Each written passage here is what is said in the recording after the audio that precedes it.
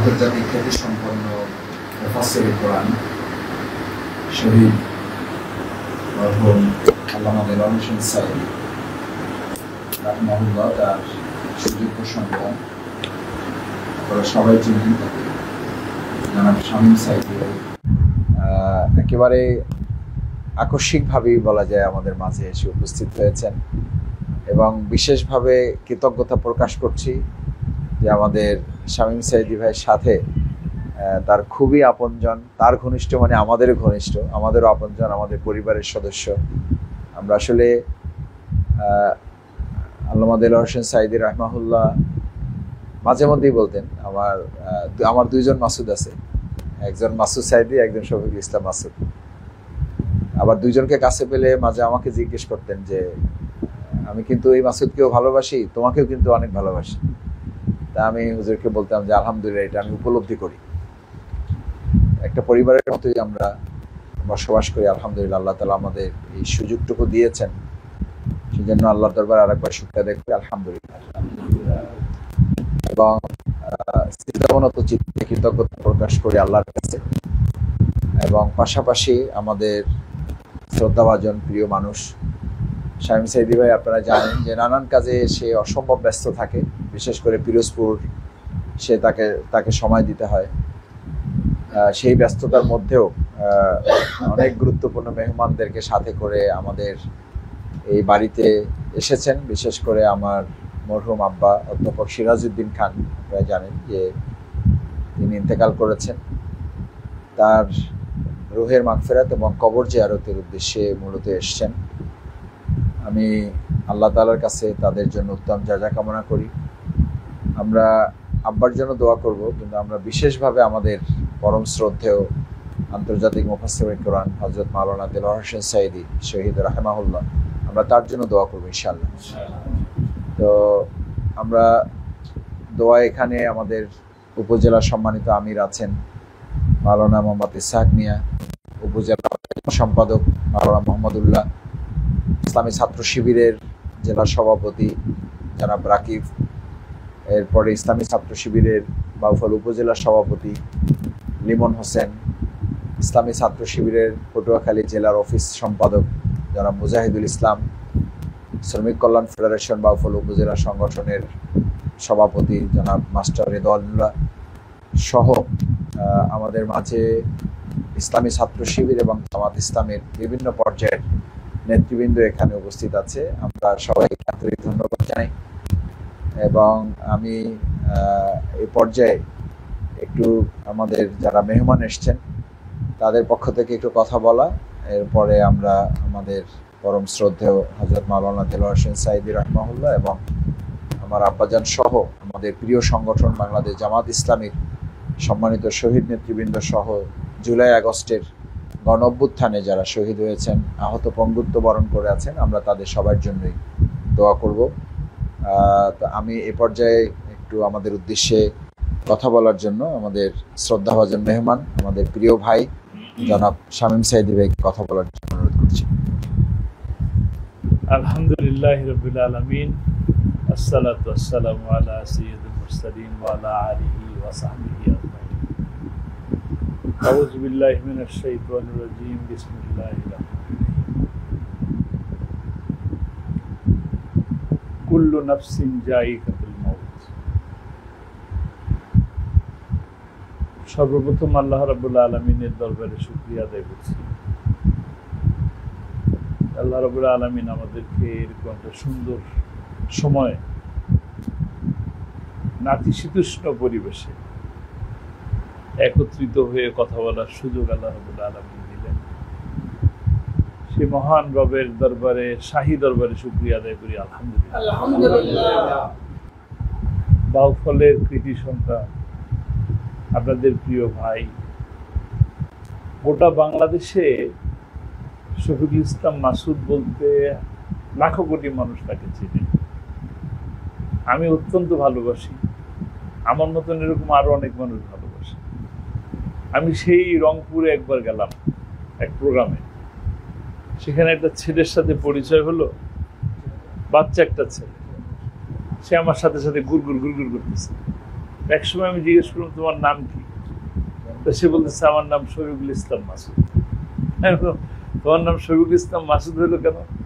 বলছে আব্বু আমার নাম শফিকুল ইসলাম মাসুদ রাখছে, ডক্টর শফিকুল ইসলাম মাসুদের মতন যেন হতে পারি। এই কারণে এটা বাউফলের জন্য অত্যন্ত গর্বের বিষয়, আমরা এরকম একজন ভাই পেয়েছি। আগামীতে ইনশাআল্লাহ আপনারা পরিশ্রম করতেছেন, সফলতা নিয়ে আসুক, এই বাউফলবাসীর জন্য কল্যাণ বয়ে নিয়ে আসুক। আমি আসছি হঠাৎ করে, আমার এই প্রিয় ভাই আমাকে অনেকবার 3-4 বারই বাউফলে আসার জন্য দাওয়াত দিয়েছে, বিভিন্ন সময়ে বিভিন্ন অনুষ্ঠানকে কেন্দ্র করে। কিন্তু আমি অত্যন্ত দুর্ভাগ্য আমার যে আমি সেই সময়গুলোতে আসতে পারি নাই। আজকে আমার পিরোজপুরের প্রোগ্রাম ছিল, এই সময়গুলো পুরো ফ্রি ছিলাম। আগামীকাল সকাল 10টায় আবার পিরোজপুরে প্রেস ক্লাবে একটা প্রোগ্রাম আছে।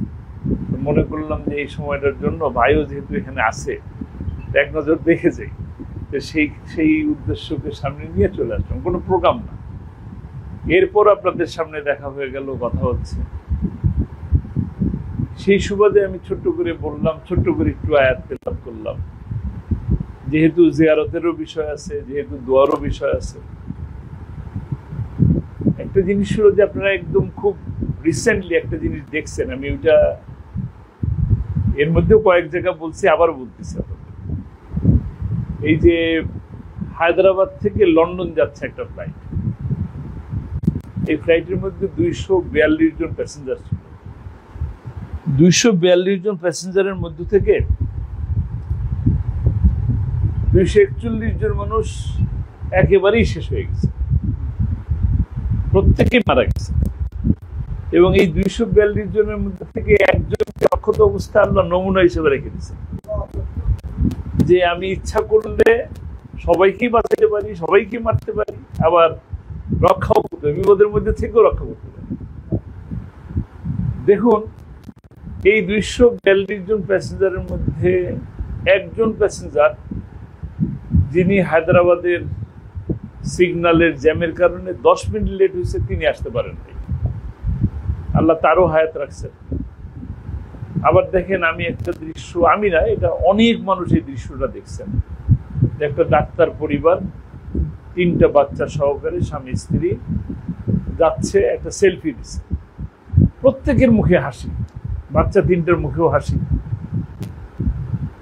বাবা মায়ের মুখে হাসি, বাবা মার সফলতার হাসি, যে আমরা লন্ডনের, ইংল্যান্ডের ভিসা পেয়েছি, 5 জন মিলে চলে যাচ্ছি, 5 জনে মিলে সেখানে স্থায়ীভাবে বসবাস করব, ভালো থাকবো, সন্তানগুলোকে ভালোভাবে মানুষ করব, একটা স্বপ্ন তাদের চোখের মধ্যে চকচক করতেছে, চোখের মধ্যে স্বপ্নটা জল জল করতেছে। এরকম একটা হাসি, হাস্যোজ্জ্বল ছবি তুলে হোয়াটসঅ্যাপে তার পরিবারকে পাঠাইছে, সময় নেয়নি, ছবিটা পৌঁছতে পৌঁছতে তারা আর নাই। মানুষের মৃত্যুটা কত সুনিশ্চিত, কত কাছে। আমরা সবাই মনে করি যে যেখানে যাই, একটা বট গাছের নিচে দাঁড়াইলে মনে হয় যে বড় একটা গাছের নিচে দাঁড়ায় নিরাপদ বোধ করি, বৃষ্টি আসতেছে, রোদ আসছে, ছায়ার নিচে গেলাম। সব থেকে বেশি নিরাপদ মনে করি ঘরের মধ্যে ঢোকার পরে। বিশেষ করে যে বাসায় থাকুক না কেন, যত বড় অট্টালিকাই থাকুক আর কুড়ে ঘরে থাকুক, সে কিন্তু তার ওই ছোট্ট ঘরটাতে, নিজের ঘরের মধ্যে যে ওই নিরাপদ বোধ করে যে আমি নিরাপদ জায়গায় এসে পৌঁছে গেছি। কিন্তু আশ্চর্যের ব্যাপার হলো, ওই প্লেনটা যখন ক্র্যাশ করে বা দুর্ঘটনার শিকার হয়, তখন ওই একটা মেডিকেল কলেজ হসপিটালের ওই ছাত্রাবাসের উপরে পড়ে, যে ফ্লোরটার উপরে পড়ে, যে ছাদের উপরে পড়ে, ওই ছাদের নিচে 6 জন মানুষ বসে খাওয়া দাওয়া করতেছে। 6 জন মানুষ ঘরের মধ্যে নিরাপদ অবস্থায় ছিল, আল্লাহ তাআলা তাদেরকে নিয়ে গেছেন, আরো অনেককেই নিয়ে গেছেন, আহত ছিলেন, পরবর্তীতে মারা গেছেন। মূলত আসলে আমাদের জীবনটা কোনো নিশ্চয়তা নেই যে আমি কোন সময় যাব। আমি কথা বলছি, এরকম সময় চলে যেতে পারি। একটা গান আছে, আপনারা সবাই জানেন নিশ্চয়ই, 1 সেকেন্ডের নাই ভরসা। এই গানটা কে যেন গেছিল, ফকির আলমগীর নাকি এরকম কেউ একজন, নাকি যে কেউ একজন এরকম একটা খুব বিখ্যাত গায়ক গানটা গাইছিল, এবং তিনি আবার এই গানটা গাইতে যেই মারা গেছে। শিল্পকলা একাডেমিতে গানটা গেতে যে দেখা গেলো তিনি এই সময় চলে গেলেন গানটা গাইতে গেতে। আমি একদম খুব রিসেন্টলি দেখলাম কাইয়ুম চৌধুরী, মনে হয় এরকম নাম হবে, তিনি রেডিসন হোটেলে একটা বক্তব্য দিচ্ছেন। উনি বললেন আমি কিছু কথা বলতে চাই, কিছু কথা বলতে চাই বলার পরে উনি পড়ে গেলেন, শেষ। একজন আন্তর্জাতিক কারি, তিনি তেলাওয়াত করতেছিলেন, আল্লাহ তাআলা ওই অবস্থায় তাকে নিয়ে গেছে। তার মানে আসলে আমরা কিন্তু এই জিনিসটা সবাই দেখি যে একটা শিশু মাত্র জন্ম নিল, 2 দিন বয়স, 2 মাস বয়স, সেও চলে যাচ্ছে, 100 বছর বয়স থেকেও সেও চলে যাচ্ছে। আবার মাঝখানে বয়সের আর দৃষ্টান্ত না টানতাম, মানে আসলে আসার যদি কোনো নিয়ম থাকেও আল্লাহ তাআলা নিশ্চয়ই নির্ধারিত একটা সময় রাখছেন। কে কখন আসবে আমরা তো সেটা জানি না, কার পরিবারে কে আসবে, কোনো এক পরিবারে আল্লাহ তাআলা দিচ্ছেন, চলে আসতেছেন। যাওয়াটাও ঠিক একইভাবে আমরা জানি না কোন মুহূর্তে চলে যাবে। তো যে মুহূর্তেই যাই না কেন, আল্লাহ যেন খুশি থাকে, আল্লাহ যেন আমার প্রতি রাজি থাকে, আল্লাহ যেন আমার প্রতি সন্তুষ্ট থাকে। আমি যদি আল্লাহকে সন্তুষ্ট না করতে পারি, প্রত্যেকটা মানুষকে আমরা যদি দেখেন, আমরা মানুষকে খুশি করার জন্য কত কিছুই না করি, তাই না? অনেক কিছু করি না। বিদেশ গেলে বিভিন্ন জিনিস আত্মীয় স্বজনের জন্য নিয়ে আসি, তারা হয়তো খুশি হয়, হয়তো খুশি হয় না, তারপরও নিয়ে আসি। আমরা বিভিন্ন মানুষের সাথে মোলাকাত করি, মোসাফা করি, কত রকম কত কিছু করি খুশি রাখার জন্য। কিন্তু আল্লাহ তাআলা একটা কাজ করলেই খুশি হয়ে যায়, তাকে যদি ভয় করে আল্লাহ খুশি। আমরা সেই আল্লাহকে খুশি করলে যে দুনিয়ার মানুষ খুশি হয়ে যায়, কারণ আল্লাহ খুশি হলে মানুষ খুশি হয়, কারণ খুশিটা পৌঁছে দেয়ও আল্লাহ। আপনারা দেখেন এখানে কথা হইল আল্লামা সাঈদীর কথা। আল্লামা সাঈদী সহ আরো যারা আমাদের রাহবার ছিলেন, যারা আমাদেরকে দ্বীনের দাওয়াত দিচ্ছেন, যাদেরকে দেখে আমরা দ্বীনের পথে আসছি, তারা কিন্তু তাদের জীবনটাকে আল্লাহকে ভয় করে, আল্লাহকে খুশি করার জন্য পুরো জীবনটাকে উৎসর্গ করছে। তারা সকল, আমরা দোয়া করব আল্লাহ রাব্বুল আলামিন তাদের এই জীবন দানকে কবুল করুন। তাদের প্রতি মানুষ কেন খুশি? খুশি হওয়ার কারণ হলো যে আল্লাহ তাদের প্রতি খুশি। কত চেষ্টা করা হলো, কত মিথ্যাচার করা হলো, কত বদনাম দেওয়া হলো। সব থেকে খারাপ কথা হলো যে তাদেরকে ধর্ষক বানানো হলো, মানুষকে খুন করার মতন ভয়ঙ্কর চরম খারাপ কাজটাও তাদের বিরুদ্ধে অপবাদ দেওয়া হলো। কিন্তু দেখেন, মানুষ কিন্তু বিশ্বাস করে নাই, মানুষ এখনো তাদেরকে ভালোবাসে। এখনো আল্লামা সাঈদীর কথা বললে মানুষের চোখের কোণে একটুখানি হলেও পানি চলে আসে, বুকটা কেঁপে ওঠে, থরথর করে ওঠে, শ্রদ্ধায়, ভালোবাসায়, সম্মানে।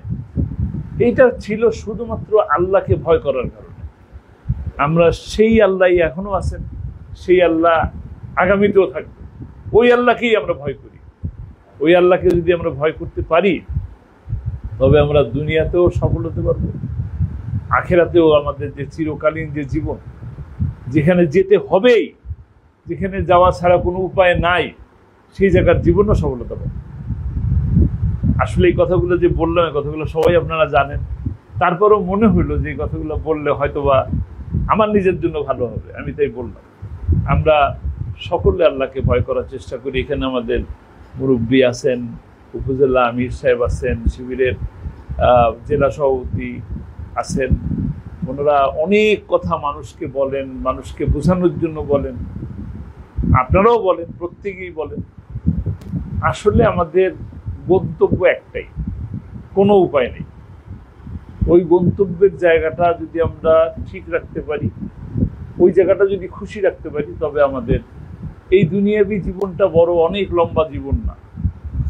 কাজেই এই স্বল্পকালীন জীবনকে সুন্দর করার জন্য আল্লাহকে ভয় করার বিকল্প কোনো কিছু নেই।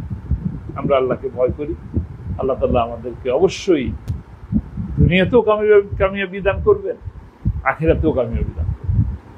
আমরা যেন সেভাবে চলতে পারি, আল্লাহ আমাদেরকে সেভাবে চলার তৌফিক দান করুন।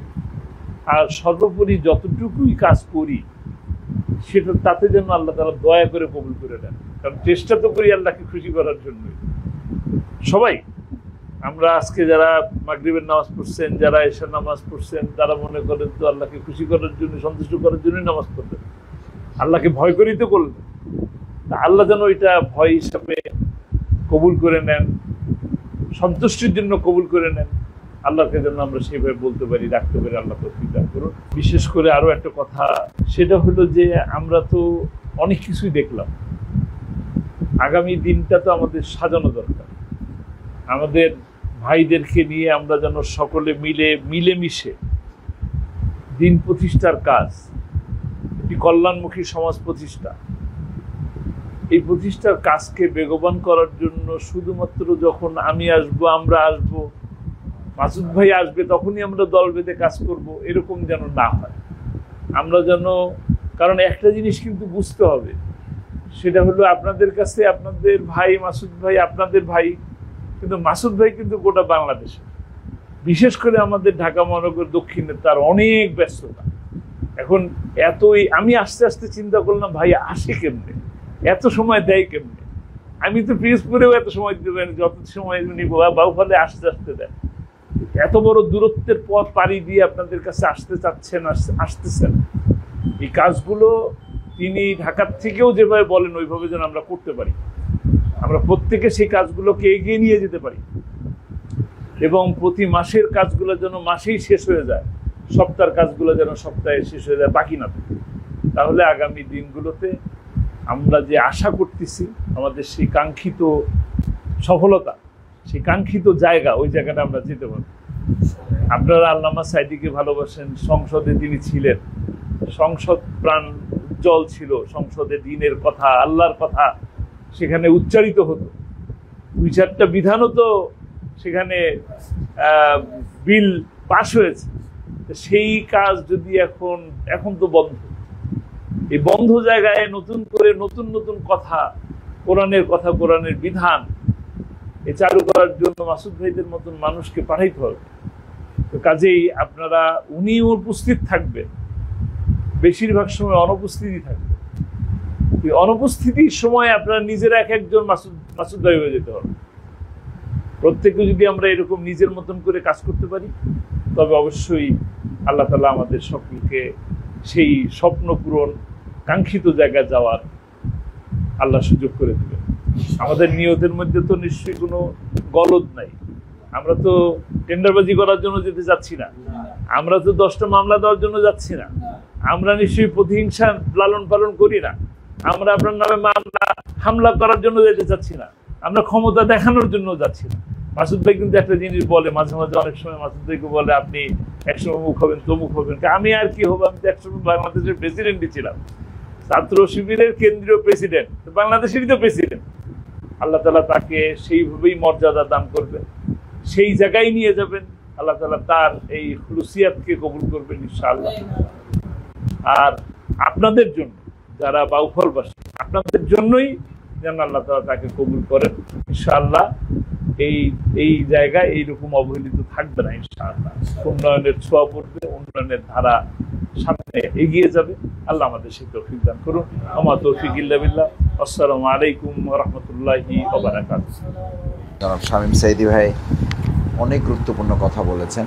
আমরা বোধহয় এটা আমাদের ইমানের জন্য, মৃত্যু পরবর্তী জীবনের প্রস্তুতির জন্য, এবং বিশেষভাবে নির্বাচনের কাজের খুব সংক্ষেপে আমি খুব অবাক হচ্ছিলাম যে আসলে নির্বাচনী মাঠে কাজের যে অভিজ্ঞতা, মানে আজকে সারাদিন আমাদের সব প্রোগ্রামে মূল আলোচনা কেন্দ্র হলো এটা আর কি, যে মাসুদ ভাই থাকলে কাজ হবে আর না হলে কাজ হবে না কেন। কারণ দেলোয়ার হোসেন সাঈদী রাহিমাহুল্লাহ রক্ত শুধু এই পিরোজপুর পর্যন্ত সীমাবদ্ধ থাকবে না, ওনার রক্ত আমাদের গোটা বাংলাদেশকে উজ্জীবিত করেছে। তার মধ্যে বিশেষ করে দক্ষিণ অঞ্চলকে আমি একেবারে, যদি আমাকে অন্তর থেকে বলতে বলেন, আমার এই যত স্পৃহা এবং যত স্পিড নিয়ে আমি কাজ করি, এই আমাকে যখন হাটে গণসংযোগে আমার পিছন থেকে টাইনা ধরে লোকেরা, নিজামী ভাইয়ের রক্ত আমার দেখার সুযোগ হয়েছে, মুজাহিদ ভাইয়ের রক্ত দেখার সুযোগ হয়েছে, আল্লামা দেলোয়ার হোসেন সাঈদী রাহিমাহুল্লাহর রক্ত আমি পাড়াতে দেখেছি মানুষদেরকে। তো এই রক্ত ব্যর্থ হবে না ইনশাআল্লাহ। আমি আপনাদের শামীম ভাইয়ের মতো অনুরোধ করব যে শুধু বাউফল নয়, আমরা আমাদের গোটা বাংলাদেশের প্রত্যেকটা ইঞ্চি জমিনে আল্লাহর দিন বিজয় করা যায়, যে যেখানে আছি সেখান থেকে আমরা চেষ্টা করব। বিশেষভাবে আমরা পিরোজপুরের জন্য দোয়া করব এই কারণে যে সেখান থেকে আমাদের বিজয় হওয়াটা দেলোয়ার হোসেন সাঈদী রহমাহুল্লাহর প্রতি যে অবিচার করা হয়েছে, যে অন্যায় করা হয়েছে, তাকে যে অন্যায়ভাবে হত্যা করা হয়েছে এবং যেটা আমরা বলে থাকি যে তাকে মেডিকেল কিলিং করা হয়েছে, এটার একটা ইতিবাচক প্রতিশোধ আমাদের আসলে নিতেই হবে এবং সেই নেওয়াটা পিরোজপুরের মধ্য দিয়ে আমরা সম্ভব করবো ইনশাআল্লাহ।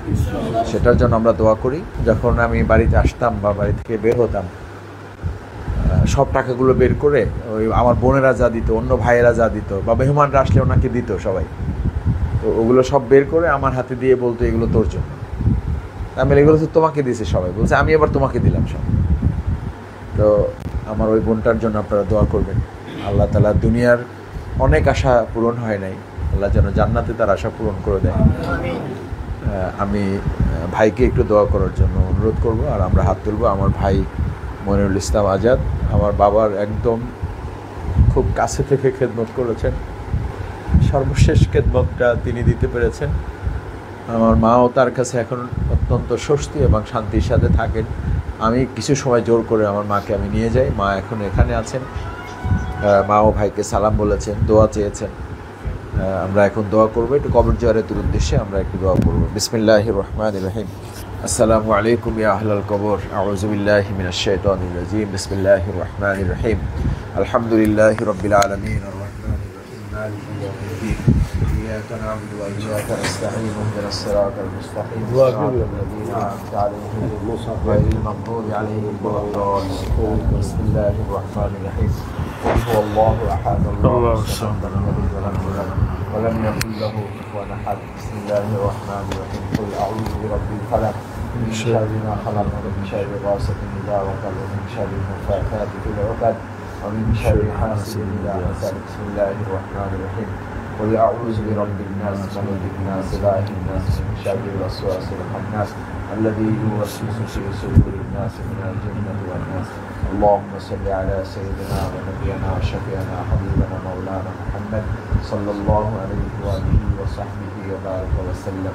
استغفر الله استغفر الله استغفر الله العظيم الذي لا إله إلا هو الحي القيوم وأتوب إليه. اللهم آمين.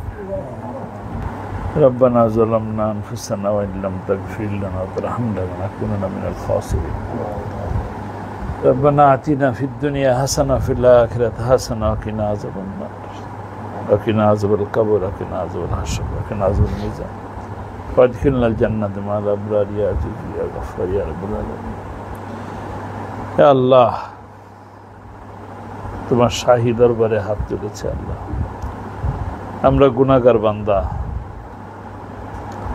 হাত তুলেছি গুনাহ ভর্তি নিয়ে, হাত নিয়ে তোমার দরবারে হাত তুলেছি। আমরা জেনে গুনাহ করেছি, না জেনেও গুনাহ করেছি, বুঝেও গুনাহ করেছি, না বুঝেও গুনাহ করেছি, ছোট গুনাহ করেছি, বড় গুনাহ করেছি, গোপনে গুনাহ করেছি, প্রকাশ্যে গুনাহ করেছি। আল্লাহ তোমার কাছে স্বীকার করছি আল্লাহ, অনেক গুনাহ করেছি আল্লাহ, তুমি মাফ করে দাও রব্বুল আলামিন।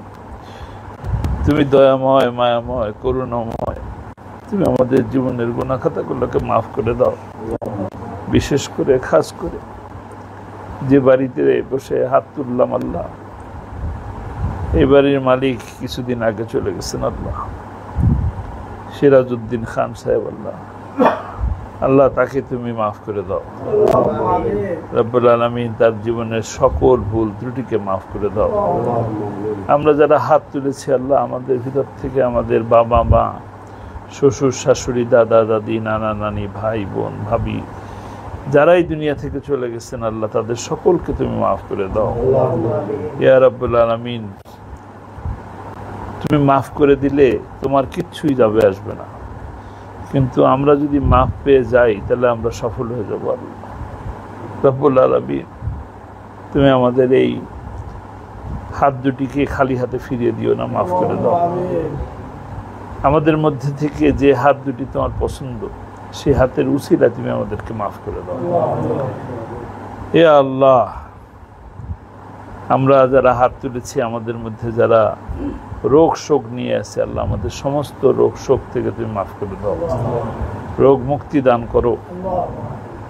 আমরা যারা হাত তুলেছি, আমাদের মধ্যে যারা ঋণগ্রস্ত আছে, আল্লাহ আমাদের ঋণ পরিশোধ করার তৌফিক দান করো।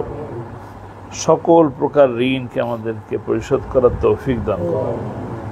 ইয়া রাব্বুল আলামিন, হাত তুলেছি আল্লাহ তোমার দ্বীন প্রতিষ্ঠার জন্য, তোমার কোরআনের আইনকে বাস্তবায়ন করার জন্য, তোমাকে খুশি করার জন্য। আমাদের রাহবাররা, আমাদের নেতৃবৃন্দরা একে একে করে জীবন দিয়েছেন, হাসি মুখে দড়ি গলায় নিয়ে নিয়েছেন। আল্লাহ তাদের এই রক্তকে তুমি কবুল করো, তাদের এই বছরের পর বছর জেলের মধ্যে থাকা এই কষ্টগুলোকে তুমি কবুল করে নাও রব্বুল আলামিন। তারা দ্বীনের জন্য, ইসলামের জন্য পরিবারকে সময় দিতে পারেন নাই, তোমার কোরআনের আইনকে বাস্তবায়ন করার জন্য, দ্বীনকে প্রতিষ্ঠা করার জন্য পরিবারকে করে মাহরুম করে তারা সারাটা দিন, সারা রাত গোটা দেশব্যাপী কোরআনের দাওয়াত দিয়ে বেরিয়েছেন। আল্লাহ তাদের সেই সমস্ত কাজের উসিলায় তাদের জীবনের ভুল ত্রুটিগুলো মাফ করে দাও, তাদের শাহাদাতকে কবুল করো, শহীদি মর্যাদা দান করো রব্বুল আলামিন। তোমার কোরআনের খাদেম, মানুষ তাকে কোরআনের পাখি বলে। আল্লাহ এ আল্লাহ, কোরআনের পাখি 13টি বছর জেলের মধ্যে বন্দী ছিল, তারপরও একটা আশায় ছিলাম ফিরে আসবেন, তারপরও মনের মধ্যে আশা ছিল এই জালিম চলে যাবে, তিনি মুক্ত হবেন, কিন্তু তাকে মুক্ত হতে দিল না আল্লাহ। ইয়া রাব্বুল আলামিন, তাকে হাসপাতালে নিয়ে এসে কি চক্রান্ত করে মারছে তুমি জানো, আমরা জানি না, কিন্তু তার ভালো ভালো কাজগুলোকে কবুল করে নাও। মানুষ তাকে কোরআনের পাখি বলে। আল্লাহ তুমি তোমার জান্নাতে সবুজ পাখি হিসেবে তাকে কবুল করো। আমরা যখন সাক্ষাতে যেতাম, মাঝে মাঝে বলতো যে কত মানুষ আমার জন্য জীবন দিল। আল্লাহ তাদের জীবনগুলো তুমি কবুল করে নাও, এবং এই জীবন দানের মধ্যে সর্বপ্রথম আমার বড় ভাই মামলা চলাকালীন সময় কোর্টের মধ্যে হার্ট অ্যাটাক করে তিনি দুনিয়া থেকে বিদায় নিয়েছেন। আল্লাহ ইয়া রাব্বুল আলামিন, তিনিও কোরআনের একজন ছোট্ট খাদেম ছিল, কোরআনের দাওয়াত দিতেন। আল্লাহ তাকে তুমি কবুল করে নাও, তার জীবনের যত ভুল ত্রুটি গুনাহ খাতা আছে আল্লাহ তুমি মাফ করে দাও। আল্লাহ তুমি তোমার কুদরত দিয়ে আমাদের যে সমস্ত পরিবারগুলো এতিম হয়ে গেছে, সে সমস্ত পরিবারের প্রতি তুমি তোমার কুদরতের চাদর দিয়ে ঢেকে রাখো, নিরাপত্তা দান করো রব্বুল আলামিন। আমাদের প্রিয় সংগঠন বাংলাদেশ জামাত ইসলামী এবং ইসলামী ছাত্র শিবিরকে ধ্বংস করার জন্য হেন কোনো চক্রান্ত ষড়যন্ত্র নাই যা করা হয়নি। তুমি দয়া করে এই জমিনের উপরে তাদেরকে টিকিয়ে রেখেছ। ইয়া রাব্বুল আলামিন, যারা এই জামাত ইসলামী এবং ইসলামী ছাত্র শিবিরের নেতৃত্ব দিচ্ছে তাদের যোগ্যতা আরো বাড়িয়ে দাও, তাদের ধৈর্য শক্তি আরো বাড়িয়ে দাও রাব্বুল আলামিন। আমাদের রাহবার, আমাদের নেতা ডাক্তার শফিকুর রহমান সাহেব 2 বছর আগে যখন জেল থেকে রমজানের আগের দিন বের হলেন, বের হয়ে রাত্রিবেলা আমাকে ফোন করলেন, বললেন সকাল 9টার মধ্যে পিরোজপুর থাকবা। আমি পিরোজপুরে পৌঁছালাম, তিনিও আসলেন। আমি বললাম আপনার তো রেস্ট নেওয়া উচিত ছিল। তিনি বললেন জেলের মধ্যে রেস্টে ছিলাম, এখন আর রেস্ট নেবো কেন, এখন তো কাজের সময়। আমি দেখলাম কি পরিমাণ ভাবে তিনি কাজ করতে পারেন। আল্লাহ তাকে তুমি সুস্থ রাখো, তার সমস্ত ধরনের যত ধরনের রোগ শোক ব্যথা বেদনা আছে সমস্ত কিছু দূর করে দাও রব্বুল আলামিন। তার হাতের উপরে নেতৃত্ব স্থাপন করার তৌফিক দান করো রব্বুল আলামিন। তার সাথে যারা আছেন তাদের সকলের নেতৃত্ব দেওয়ার মতন শক্তি তুমি দান করো রব্বুল আলামিন। এই গোটা বাংলাদেশে আমাদের এই উপজেলা আমির, ইউনিয়নের আমির, তাদের দ্বারাই এই সংগঠন দাঁড়িয়ে আছে। আল্লাহ যারা এই ময়দানের মধ্যে সব থেকে বেশি কষ্ট করে, আল্লাহ তাদের সকল ধরনের অভাব অনটন তুমি দূর করে দাও রব্বুল আলামিন। তাদের যোগ্যতা আরো বাড়িয়ে দাও, মানুষের সাথে আরো বেশি যেন মিলেমিশে কাজ করতে পারে সেই তৌফিক আমাদেরকে দান করো রাব্বুল আলামিন আমরা যেন সৎভাবে থাকতে পারি। আজকে আমাদের জন্য একটা সুসময় আসছে, এই সুসময়টাকে যেন কাজে লাগাতে পারি, সেই তৌফিক আমাদেরকে দান করো। এইটাই সুন্দর সময়, যে সময় বীজ বপন করে। রাব্বুল আলামিন ইসলামের বীজ বপন করার জন্য আমাদেরকে কবুল করো। ইসলামের বীজ বপন করার জন্য, ইসলামকে এগিয়ে নিয়ে যাওয়ার জন্য, প্রতিষ্ঠা করার জন্য আমাদের যে ধরনের কাজ করা দরকার সেই সমস্ত কাজ করার তৌফিক দান করো। আমাদের মধ্যে সেই ধরনের সাহস এবং শক্তি, বুদ্ধিমত্তা সবকিছু আমাদের ভিতরে দান করো।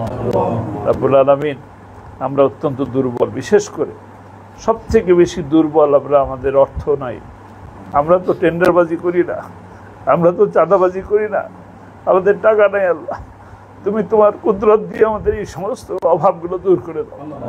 মানুষের ভিতরে টাকার চাহিদা বেশি। আল্লাহ, আমরা যে হাসি দেই, বুকে জড়িয়ে নেই, এটাকে তুমি কবুল করে নাও। তাদের ভিতরে আমাদের প্রতি মহব্বত তৈরি করে দাও। এই মহব্বত দিয়ে যেন আমাদেরকে বিজয় এনে দাও। রব্বুল আলামিন, রব্বুল আলামিন, তুমি দয়া করে বিজয় দান করবা। আমরা চেষ্টা করে পারবো না, তুমি যদি দয়া করো তবেই বিজয় আসবে। আল্লাহ, তুমি যদি মনে করো আমাদের দ্বারা তোমার ইসলামের কোনো খেদমত হবে, তবেই এই জমিনে ইসলামের কাজ আমরা করতে পারবো। আল্লাহ, তুমি আমাদের প্রতি সেইভাবে সন্তুষ্ট হও, তুমি আমাদের প্রতি দয়া করো, আমাদের প্রতি করুণা করো। রব্বুল আলামিন, আল্লাহ, ভিতরে মা বোনেরা আছে, তারা যদি শুনতে পায়, আল্লাহ, তাদের যত ধরনের রোগ শোক আছে সমস্তকে মাফ করে দাও, তাদেরকে সুস্থ রাখো, মায়ের সেবা করার তৌফিক দান করো। আমার মা অসুস্থ, আল্লাহ, আল্লাহ, 13 বছর বাবা বন্দী ছিলেন, তিনি অপেক্ষায় ছিলেন, তারপর থেকেই তিনি বেশি অসুস্থ। আল্লাহ, তার নেক হায়াত বাড়ায় দাও, সুস্থতার পূর্ণ নিয়ামত তার প্রতি দান করো। রব্বুল আলামিন, আরো কত কিছু বলতে চাই, মনে মনে যত নেক আশা আছে সমস্ত নেক আশাগুলো কবুল করে নাও। যে কাজ করলে তুমি খুশি হও সেই সব কাজ বেশি বেশি করে করার তৌফিক দান করো। যে কাজ করলে তুমি বেজার হও, কষ্ট পাও, রাগ হও, আল্লাহ, সেই সমস্ত কাজ থেকে আমাদেরকে দূরে রাখো। সকল হারাম থেকে দূরে রাখো, সকল হালালের কাছে আমাদেরকে নিয়ে যাও। সমস্ত ভালো কাজ করার তৌফিক দান করো, খারাপ কাজে মনের মধ্যে ঘৃণা পয়দা করে দাও। ইয়া রাব্বুল আলামিন, আমাদের প্রিয় সংগঠন বাংলাদেশ জামাত ইসলামী এবং ইসলামী ছাত্র শিবিরকে তুমি কবুল করে দাও।